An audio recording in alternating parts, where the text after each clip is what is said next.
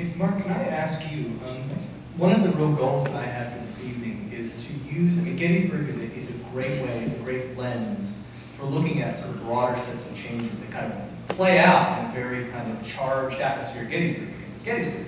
But these are changes, you know, using the landscape to tell stories, the tension between public and private interests, the notion of what preservation is and what preservation means and for whom what is preserved. Those are issues that have broader significance, of course, in the state, but even here in the South region. I mean, I think, for example, about the Appalachian Trail, the notion of view sheds, right, and who should the trail be for. And we also see that in many of our state parks and landscapes. Could you broaden our view and maybe give an example or two of how these issues maybe play out in other parts of the region? Absolutely. I think I won't stray too far from Gettysburg to try to address that. Gettysburg National Military Park and Eisenhower Park consist of about 6,000 acres that are owned by people and administered by the National Park Service. The reality is it's wonderful that that area has been preserved, but that area consists of most of the actual battlefield. And Brian had talked a little bit about the aftermath of the battle. And one thing to keep in mind is that a battle of this scope and size with this many participants had repercussions on areas far exceeding the current boundaries of the park. Keep in mind that, you know, based on documentary information, it's quite clear that any available barn, church, school, house, farmhouse, sometimes even just a cornfield.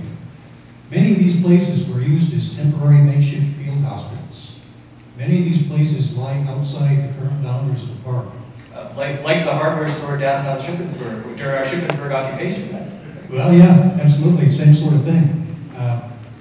Specifically, there are a large number of farms that, you know, in the 20 years I've worked at the Historical and Museum Commission reviewing proposed projects in accordance with both state and federal historic preservation mandates, I have seen dozens of these farms which had served as field hospital sites being bought up by developers and turned into housing buildings. Unfortunately, the historic preservation laws cannot forbid this from happening. This is private property. And Brian, he had asked a good question earlier on with one of his slides. What's the relationship between the public and the private interests? As you all may be well aware, private property rights are a real big issue, not just in Pennsylvania, but across this country. And the historic preservation laws can only do so much to try to prevent a place from being developed. A great example, and again, one that Brian showed several pictures of, Camp Letterman. I talked about all these field hospital sites scattered around a 10-mile radius of Gettysburg. There are scores of them. A lot of them have been, you know, subsequently developed. Some of them still remain. But the medical officers of the Army of the Potomac, shortly after the battle ended, they looked around and saw what the conditions were with, you know, dozens of these little, pretty shabbily run field hospital sites. And they decided it would be a good thing to assimilate all of these outlying places into one general hospital, which they did. They established it a few miles east of Gettysburg, out on Route 30. They called it Camp Letterman, named after the medical director of the Army of the Potomac at the time, Jonathan Letterman. This was a place that was in operation for several months after the battle, treating both Union and Confederate alike. This was a place where hundreds of these soldiers died of their wounds. It's a place where hundreds of these guys were buried in a temporary cemetery. But it's also a place that was never acquired by the National Park Service and protected. And within even the past 5 years, developers have owned this property for the past 20 years. And within the past 5 or 10, they've been pursuing plans to actually get it developed. There was historic preservation concerns there, and this is when situations in which historic preservation regulations kick into play. Specifically, I'm talking about something known as Section 106 of the National Historic Preservation Act. And what this says, and this is what I do as my daily job up in Harrisburg. I review proposed development projects in accordance with Section 106. Section 106 essentially says when a federal agency is going to do something, either fund a project on their own property, or even if a federal agency is going to license or permit a privately funded project on private property, that agency that's doing the permitting has a responsibility to take into account how this activity it's going to permit could affect significant cultural resources. So we've seen a few different proposals to develop houses and commercial venues on the site of Camp Letterman.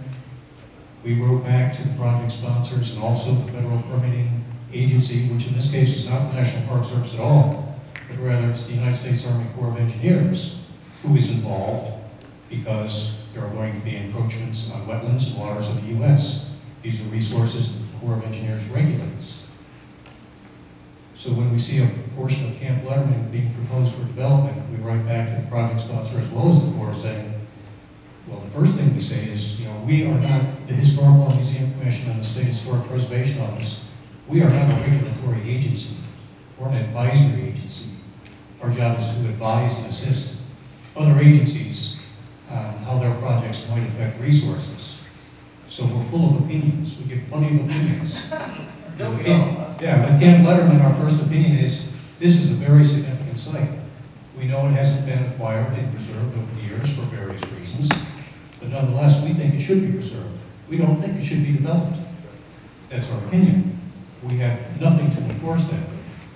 The federal agency really can't enforce our opinion either, but what it can do is compel the developer to do archaeological work before he begins development.